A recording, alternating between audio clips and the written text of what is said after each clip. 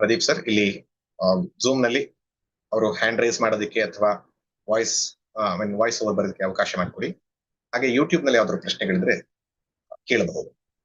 ಒಂದು 10-15 ನಿಮಿಷ ಪ್ರಶ್ನೋತ್ತರಗಳು ಎವ್ರಿಡೇ ಇರುತ್ತೆ. ಯಾವ್ದಾದ್ರು ಪ್ರಶ್ನೆಗಳಿದೆಯಾ?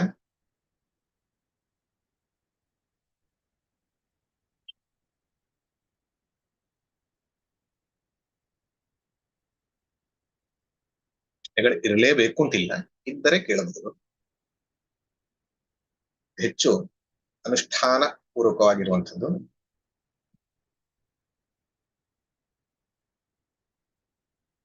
ಭಾಗ್ಯಾನವರು ಹ್ಯಾಂಡ್ ರೈಸ್ ಮಾಡಿದ್ದಾರೆ, ಅನ್ಮ್ಯೂಟ್ ಮಾಡ್ಕೊಳ್ಳಿ. ಭಾಗ್ಯಮ್ಮ, ನಿಮ್ಮ ಪರಿಚಯವನ್ನ ಮಾಡಿಕೊಂಡು ಹೇಳಿ. ನಮಸ್ಕಾರ. ನಮಸ್ತೆ ಸರ್, ನಾನು ಭಾಗ್ಯ ಅಂತ ಉತ್ರಳ್ಳಿಲಿ ಇರೋದು. ನಾನು ಹೋಮ್ ಮೇಕರ್, ಗೃಹಿಣಿ. ಹೇಳಿಮ್ಮ ಪ್ರಶ್ನೆ. ಇಲ್ಲಿ ತ್ರಿಪುಟಿ ಅಂತ ಹೇಳಿದ್ರಿ ಸರ್ ನೀವು. ತ್ರಿಪುಟಿದು ಒಂದ್ ಸ್ವಲ್ಪ ಅದು 3 ಹೇಳಿದ್ರಿ, ಪೂಜಾ, ಪೂಜಕ, ಪೂಜ್ಯ ಅಂತ. ಸೊ ತ್ರಿಪುಟಿ ಯಾವುದೇ ಒಂದು ಕ್ರಿಯೆಯನ್ನು ನಡಿಬೇಕು ಅಂತಂದ್ರೆ 3 ಮುಖ್ಯವಾಗಿರುತ್ತೆ. 4-5 ಕೂಡ ಸೇರಿಸ್ತಾರೆ, ಬಟ್ 3 ಮುಖ್ಯವಾಗಿರೋದನ್ನ ತ್ರಿಪುಟಿ ಅಂತೀವಿ. ಟ್ರೈಡ್ ಅಂದ್ರೆ ಇದು ಉದಾಹರಣೆ ಹೇಗೆ ಅಂತಂದ್ರೆ, ನಾವೊಂದು ಕ್ಯಾಮ್ರಾ ಅಥವಾ ಯಾವ್ದೋ ನಿಲ್ಬೇಕು ಅಂದ್ರೆ ಟ್ರೈಪಾಡ್ ಮೇಲೆ ನಿಲ್ಬೇಕು ಅಂತ ಹೇಳ್ತೀವಿ. ನಿಮ್ಗೆ ಗೊತ್ತಿರುತ್ತೆ, ಒಂದು ಟ್ರೈಪಾಡ್ ಮೇಲೆ ಕ್ಯಾಮ್ರಾ ನಿಲ್ಲುತ್ತೆ.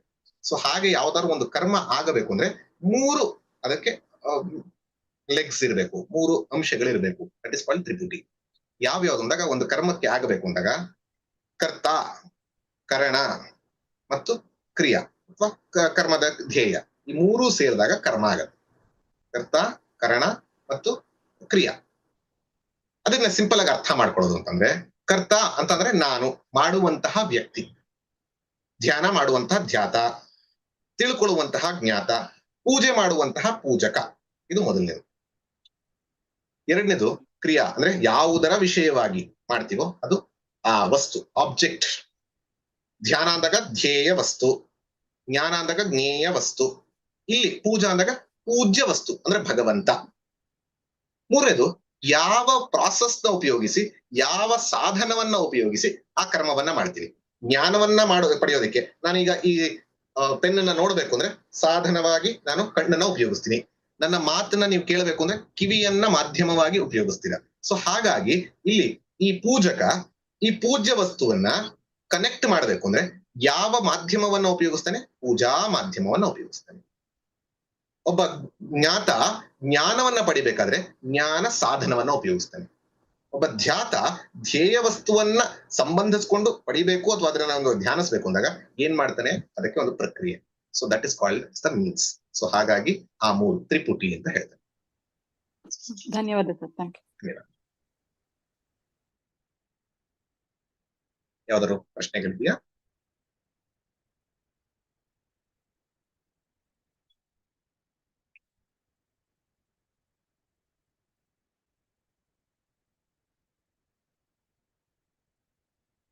ನಮಸ್ಕಾರ. ನಮಸ್ಕಾರಮ್ಮ. ಇವಾಗ ನಾವು ಹೆಂಗಸರು ಪೂಜೆ ಮಾಡುವಾಗ ನೀವು ಗಂಡಸರು ಪೂಜೆ ಮಾಡಕ್ಕೆ ಏನ್ ಮಾಡ್ತೀರಿ? ಪ್ರಾಣ ಪ್ರತಿಷ್ಠೆ ಅಂತೆ, ಸಂಕಲ್ಪ ಅಂತೆ, ಅದೆಲ್ಲ ಏನೋ ವಿಧಿವತ್ತಾಗಿ ಮಾಡ್ಕೊಂಡ್ ಬರ್ತೀರಿ. ಈಗ ನಾವು ಆ ವಿಧಿವತ್ತಾಗೆಲ್ಲ ಮಾಡ್ಬೇಕೆ ಅಥವಾ ನಾವು ಹಾಡುಗಳು ಹೇಳ್ಕೊಂಡೇನೆ ಪೂಜೆ ಮಾಡ್ತೀವಿ? ನೀವೇನು 5 ಪಂಚ ಉಪಚಾರ ಅದನ್ನ ನಾವು ಹಾಡುಗಳು ಹೇಳ್ಕೊಂಡೆ ಆ ಪಂಚ ಉಪಚಾರ ಮಾಡ್ತೀವಿ, ಅಷ್ಟೇ ಸಾಕೆ ಅಂತ ನನ್ನ ಪ್ರಶ್ನೆ.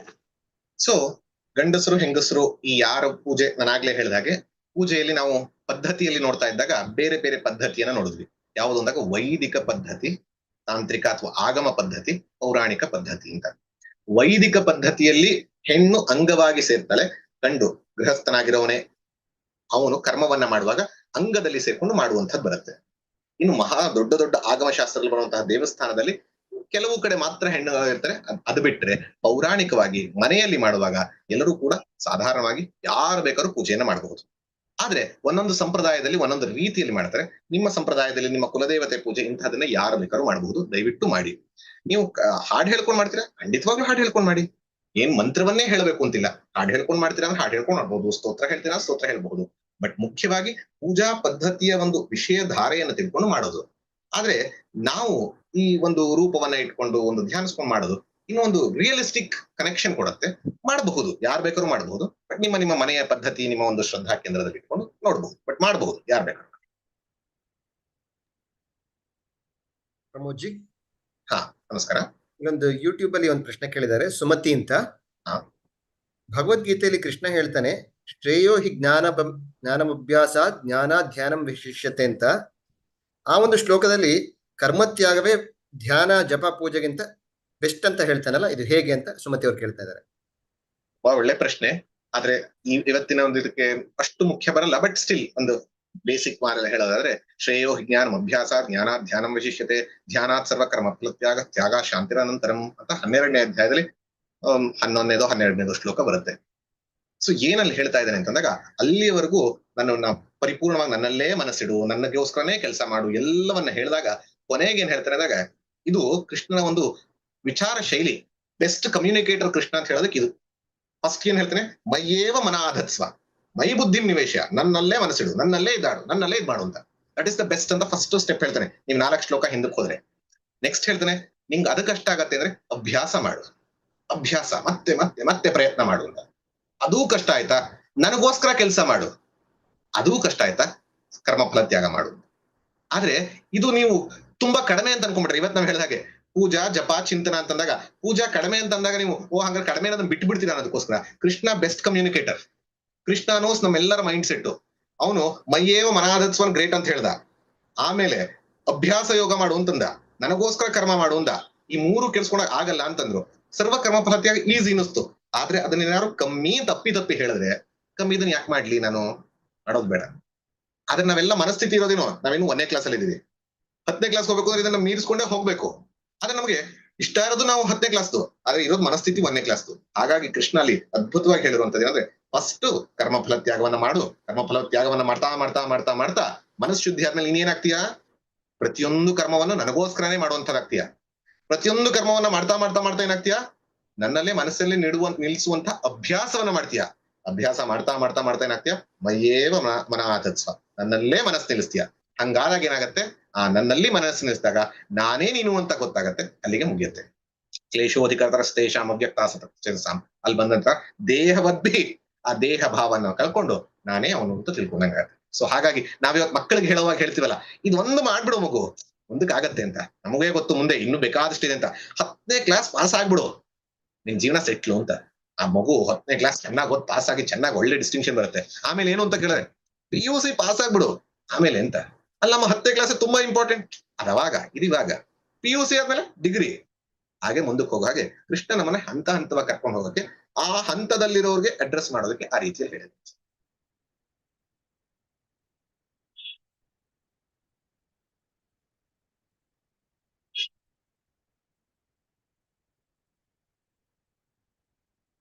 ಹಲೋ, ನಮಸ್ಕಾರ ಸರ್.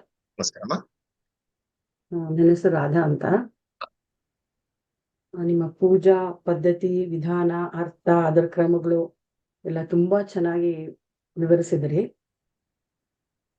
ಇವಾಗ ನಮ್ಮಲ್ಲಿ ಏನು ಒಂದು ಕ್ವಶನ್ ಅಂದ್ರೆ, ನಮ್ಮ ಇದರಲ್ಲಿ ಲೇಡೀಸ್ ಒಂದು ಸತ್ಸಂಗದಲ್ಲಿ ಬರುವಂತ ಒಂದು ಹೆಂಗಸರಿಗೆ ಒಂದು ಏನ್ ಹೇಳ್ತಾರೆ, ಅನುಮಾನಗಳು, ಯಾವ ತರ ಮಾಡ್ಬೋದೋ ಮಾಡಬಾರ್ದ ಅನ್ನೋದಕ್ಕೆ.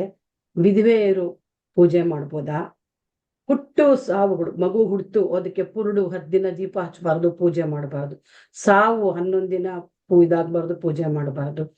ವ್ರತಗಳಲ್ಲಿ ಪೀರಿಯಡ್ಸ್ ಆದ್ರೆ, ಅಥವಾ ಇದು ನಾರ್ಮಲ್ ಜೀವನದಲ್ಲೂ ಪೀರಿಯಡ್ಸ್ ಆದ್ರೆ 3 ದಿನ ದೇವ್ರ ಮೇಲೆ ಬಾಗ್ಲಾಕ್ಬೇಕು, ಪೂಜೆ ಮಾಡಬಾರ್ದು. ವ್ರತಗಳಲ್ಲಿ 5 ದಿನ ನೀರ್ ಹಾಕೊಂಡು ಪೂಜೆ ಮಾಡ್ಬೇಕು. ಈ ತರ ಎಲ್ಲ ಅನುಮಾನಗಳಿದೆ ನಮ್ಮ ಲೇಡೀಸ್ಗೆ.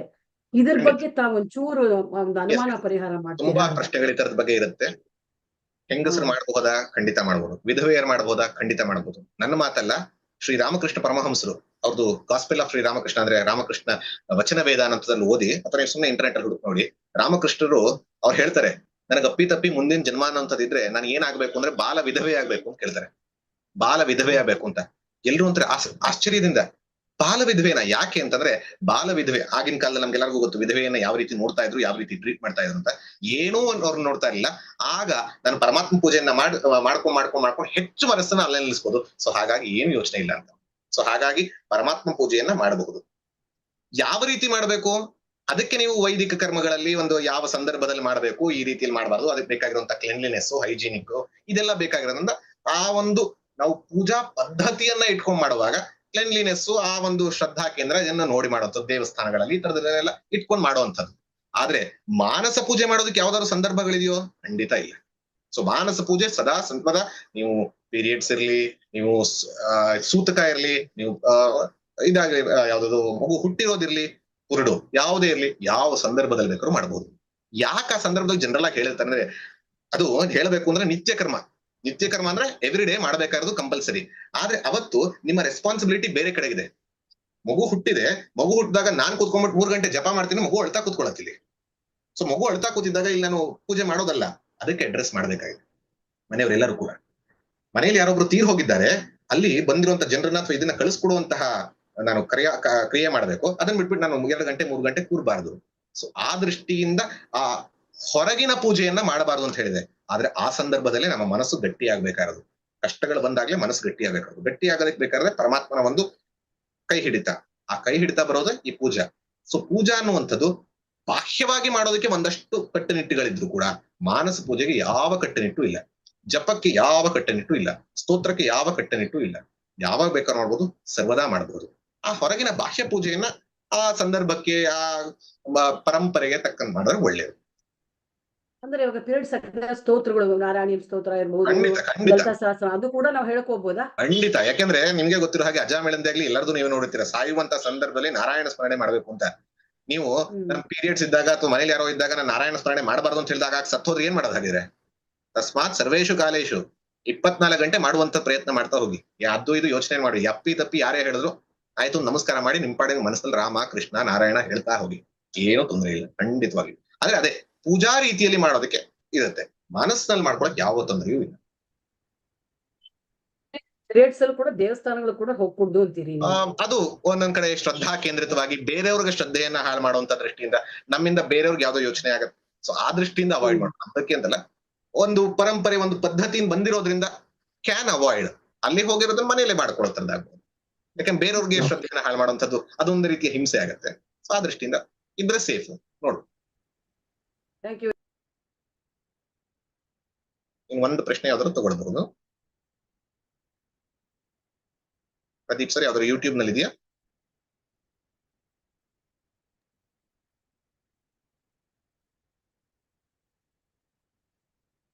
ಹೌದು ಪ್ರಮೋದ್ ಜಿ, ಯೂಟ್ಯೂಬ್ ನಲ್ಲಿ ಹಲವಾರು ಪ್ರಶ್ನೆಗಳಿದೆ, ಎಲ್ಲ ಸಂಬಂಧಪಟ್ಟಿದ್ದು ಎಲ್ಲವನ್ನ ತೆಗೆದುಕೊಳ್ಳಕ್ಕಾಗಲ್ಲ. ಸೊ ಒಂದೆರಡು ತಗೊಳ್ಳೋದಾದ್ರೆ, ಸೊ 2-3 ಕನೆಕ್ಟ್ ಮಾಡ್ತೀನಿ. ಲತಾ ಅವ್ರು ಕೇಳ್ತಾ ಇದಾರೆ ಸಕಾಮ ಪೂಜೆ ತಪ್ಪ ಅಂತ. ಹಾಗೆ ಒಂದೊಂದಾಗ ಸಣ್ಣದಾಗಿ ಹೇಳ್ಬಿಡ್ತೀನಿ. ಸಕಾಮ ಪೂಜೆ ತಪ್ಪಿಲ್ಲ, ಸರಿಯಾಗಿ ಖಂಡಿತವಾಗಿ ಮಾಡಬಹುದು. ನನ್ನ ಆಸೆಯನ್ನ ಪೂರೈಸ್ಕೊಳ್ಳಕ್ಕೆ ನಾನು ಜಗತ್ತಿನ ಹತ್ರ ಹೋಗೋದಕ್ಕಿಂತ ಪರಮಾತ್ಮನ ಹತ್ರಕ್ಕೆ ಹೋಗಬಹುದು. ನಿಜವಾಗಿ ನಮ್ಗೆಲ್ಲರಿಗೂ ಗೊತ್ತಿರೋ ಹಾಗೆ ಅಕ್ಬರ್ನ ಹತ್ರಕ್ಕೆ ಹೋದಂತಹ ಒಬ್ಬ ಫಕೀರ, ಅಕ್ಬರ್ ಕೂಡ ಬೇರೆಯವ್ರನ್ನ ಕೇಳ್ತಾರೆ, ನೋಡಿ ನಾನು ಯಾಕೆ ಇವನನ್ನ ಕೇಳ್ಬೇಕು, ಪರಮಾತ್ಮನನ್ನೇ ಕೇಳ್ತೀನಿ ಅನ್ನುವಂಥದ್ದು. ಸೊ ಪರಮಾತ್ಮನ ಹತ್ರಕ್ಕೆ ಸಕಾಮದಿಂದ ಹೋಗಬಹುದು. ಆದ್ರೆ ಸಕಾಮದಿಂದ ಮಾತ್ರ ಹೋದ್ರೆ ನಾವಿನ್ನೂ ಲೌಕಿಕವಾಗಿರ್ತೀವಿ. ಆಧ್ಯಾತ್ಮಿಕವಾಗಿ ಬೆಳೆಯೋದಕ್ಕೋಸ್ಕರ ಸಕಾಮವನ್ನ ಕಮ್ಮಿ ಮಾಡ್ತಾ ನಿಷ್ಕಾಮವನ್ನ ಜಾಸ್ತಿ ಮಾಡೋದು. ಹಾಗೆ ಪೂರ್ಣಿಮಾ ಪುರೋಹಿತ್ ಅವ್ರು ಕೇಳ್ತಾ ಇದಾರೆ, ನಾವು ಮಾಡುವ ಕೆಲಸವನ್ನೇ ಪೂಜೆ ಅಂದ್ಕೊಂಡು ಮಾಡಿದ್ರೆ, ಶ್ರದ್ಧೆಯಿಂದ ಮಾಡಿದ್ರೆ ಅದೇ ಪೂಜೆ ಆಗಲ್ವೇ ಅಂತ. ಪರ್ಫೆಕ್ಟ್. ಇದರಲ್ಲೇ 4ನೇ ಶ್ಲೋಕ ಬರುತ್ತೆ, ಯದ್ಯತ್ ಕರ್ಮ ಕರೋಮಿ ತತ್ತದಖಿಲಂ ಶಂಭೋ ತವಾರಾಧನಂ ಅಂತ. ಎಲ್ಲ ಕರ್ಮಗಳು ಪರಮಾತ್ಮ ಪೂಜೆಯೇ. ಆದ್ರೆ ಪರಮಾತ್ಮ ಪೂಜೆಗೆ ಅಂತಾನೆ ಒಂದು ಕ್ವಾಲಿಟಿ ಟೈಮ್. ಹೇಗೆ ಅಂತಂದ್ರೆ, ಈಗ ಪೂರ್ಣಿಮಾ ಪುರೋಹಿತ್ ಅಂತ ಹೇಳೋರು ಮಕ್ಕಳು ಮೊಮ್ಮಕ್ಕಳು ಜೊತೆ ಇರೋದಿದೆ. ಎಲ್ಲಾ ಸಂದರ್ಭವನ್ನು ನಾನು ಮನೇಲೇ ಇದ್ದೀನಿ, ಎಲ್ಲ ಮಕ್ಕಳಿಗೋಸ್ಕರ ಮಾಡ್ತಾ ಇದ್ದೀನಿ. ನಾನು ಕೆಲ್ಸಕ್ಕೆ ಹೋಗ್ತಾ ಇರೋದು ಯಾಕೋ, ದುಡಿತಾ ಇರೋದು ಯಾಕೆ, ಮಕ್ಕಳಿಗೋಸ್ಕರನೇ, ಎಲ್ಲವನ್ನ ಮಕ್ಕಳಿಗೋಸ್ಕರ ಮಾಡ್ತಾ ಇದ್ದೀನಿ. ಹೌದು, ಆದ್ರೆ ಮಕ್ಕಳ ಜೊತೆ ಒಂದು ಆ ವೈಯಕ್ತಿಕವಾದಂತಹ ಸಮಯ ಕಳಿತಿರಲ್ಲ, ಕ್ವಾಲಿಟಿ ಟೈಮ್, ಆ ಕ್ವಾಲಿಟಿ ಟೈಮ್ ಇಸ್ ಇಂಪಾರ್ಟೆಂಟ್ ಅಂತ ನಿಮ್ಗೆ ಅನ್ಸುತ್ತೆ ಅಲ್ವಾ? ಹಾಗೆ ನಾನು ಎಲ್ಲಾ ಕೆಲಸವನ್ನು ಪರಮಾತ್ಮ ಪೂಜೆಯಾಗಿ ಮಾಡ್ತಾ ಇದ್ದೀನಿ. ಆದ್ರೆ ಪರಮಾತ್ಮ ಪೂಜೆಗೆ ನಾನು ಮತ್ತು ಅವನೇ ಇನ್ಯಾವುದೊಂದು ವಿಷಯವಿಲ್ಲದೆ ಆ ಒಂದು ಸಂಬಂಧವನ್ನ ಬೆಳೆಸೋದಕ್ಕೆ ಆ ಕ್ವಾಲಿಟಿ ಟೈಮ್ ಕಳೆಯೋದು ಮುಖ್ಯ ಆಗತ್ತೆ. ಸೊ ಹಾಗಾಗಿ ಎಲ್ಲ ಕರ್ಮವನ್ನ ಪೂಜೆಯ ರೀತಿ ಮಾಡೋದು ಮುಖ್ಯ, ಹಾಗೆ ಪೂಜೆಗೆ ಸಪರೇಟ್ ಟೈಮ್ ಇಡುವಂಥದ್ದು ಅಷ್ಟೇ ಮುಖ್ಯ. ಕೊನೆಯದಾದ ಪ್ರಶ್ನೆ, ಪೂಜೆ ಧ್ಯಾನ in both main motive is to connect self to ಪರಮಾತ್ಮ ಅಂತ ತಿಳಿದುಕೊಳ್ಳಬಹುದಾ ಅಂತ ಕೇಳ್ತಿದ್ದಾರೆ. ಪೂಜೆ, ಜಪ, ಧ್ಯಾನ, ಜ್ಞಾನ ಎಲ್ಲವೂ ಏನಂದ್ರೆ connecting to our own true self which is Bhagwan. ನಮ್ಮ ಒಂದು ಸ್ವರೂಪವಾದಂತಹ ಪರಮಾತ್ಮನೊಂದಿಗೆ ಆ ಕನೆಕ್ಷನ್ ಅನ್ನ, ಆ ರಿಯಾಲಿಟಿನ ತಿಳಿಸೋದಕ್ಕೆ. ಪೂಜೆ ಅನ್ನುವಂಥದ್ದು ದೈಹಿಕವಾಗಿ ಇರುವಂತದ್ರಿಂದ ನನ್ನ ದೇಹಾತ್ಮ ಭಾವವನ್ನ ಹೋಗಲಾಡಿಸುತ್ತೆ. ಜಪ ಅನ್ನುವಂಥದ್ದು ಇಂದ್ರಿಯಗಳಿಂದ ಹೋಗಿಸುತ್ತೆ. ಧ್ಯಾನ ಅಥವಾ ಮಾನಸ ಪೂಜೆ ಅನ್ನೋದು ಮನೋಭಾವವನ್ನು ಹೋಗ್ಲಾಡಿಸುತ್ತೆ. ಸೊ ದೇಹೇಂದ್ರಿಯ ಮನೋಬುದ್ಧಿಯನ್ನ ನಾವು ಲೀನ ಮಾಡಿ ಆ ಒಳಗಿರುವಂತಹ ಪರಮಾತ್ಮ ತತ್ವವೇ ನಾನು ಅಂತ ತಿಳಿಯುವಂಥದ್ದು, ಅದು ಜ್ಞಾನದಿಂದ. ಅದಕ್ಕೆ ಪ್ರಮಾಣ ಬೇಕಾಗತ್ತೆ. ಉಪನಿಷತ್ ಪ್ರಮಾಣ, ಗೀತಾ ಪ್ರಮಾಣ, ಇಂಥದ್ರ ಮೂಲಕ ಆಗತ್ತೆ. ಎಲ್ಲವೂ ಉದ್ದೇಶ ಏನೋ ಮೋಕ್ಷ. ಮೋಕ್ಷ ಅನ್ನುವಂಥದ್ದು ಸತ್ತ ಮೇಲೆಲ್ಲ ಬದುಕಿದ್ದಾಗ ನನ್ನ ಸ್ವರೂಪವನ್ನು ತಿಳಿಯುವಂಥದ್ದು. ಆ ಸ್ವರೂಪವನ್ನು ತಿಳಿಸೋದಕ್ಕೆ ಪೂರ್ವ ಸಿದ್ಧತೆಯಾಗಿ ಈ ಪೂಜಾ, ಜಪ, ಚಿಂತನ, ಧ್ಯಾನ ಎಲ್ಲವೂ ಕೂಡ ಆ ಸಿದ್ಧತೆ ಆದ್ಮೇಲೆ ಆತ್ಮಜ್ಞಾನ, ಅದರಿಂದ ಮೋಕ್ಷ. ಸೊ ಹಾಗಾಗಿ ಎಲ್ಲವೂ ಕೂಡ ಡೈರೆಕ್ಟೆಡ್ ಟುವರ್ಡ್ಸ್ ದ ಸೇಮ್ ಅನ್ನೋದು ನಿಜ. ಸೊ ನಿಲ್ಲಿಸಬಹುದು ಪ್ರಮೋದ್ಜಿ, ಟೈಮ್ ಆಗಿದೆ. ಇಲ್ಲಿವರೆಗೂ ಎಲ್ಲರೂ ಕೂಡ ಅದ್ಭುತವಾದಂತಹ ಪ್ರಶ್ನೆಗಳನ್ನ ಕೇಳಿದಿರಿ. ಜಿಜ್ಞಾಸೆ ಇದೆ ಪೂಜೆಯ ಬಗ್ಗೆ, ಜಪದ ಬಗ್ಗೆ ಎಲ್ಲದು. ನಾಳೆಯಿಂದ ಇನ್ನು ಈ ಜಿಜ್ಞಾಸೆಯನ್ನ ಮುಂದುವರ್ಸೋಣ, ಆ ಭಕ್ತಿಯಿಂದ ಬರೋಣ. ಆದ್ರೆ ಬರೋದಕ್ಕೆ ಮುಂಚೆ ನನ್ನ ರಿಕ್ವೆಸ್ಟ್ ಅಂದ್ರೆ, ಈ ಪೂಜಾ ಪದ್ಧತಿಯ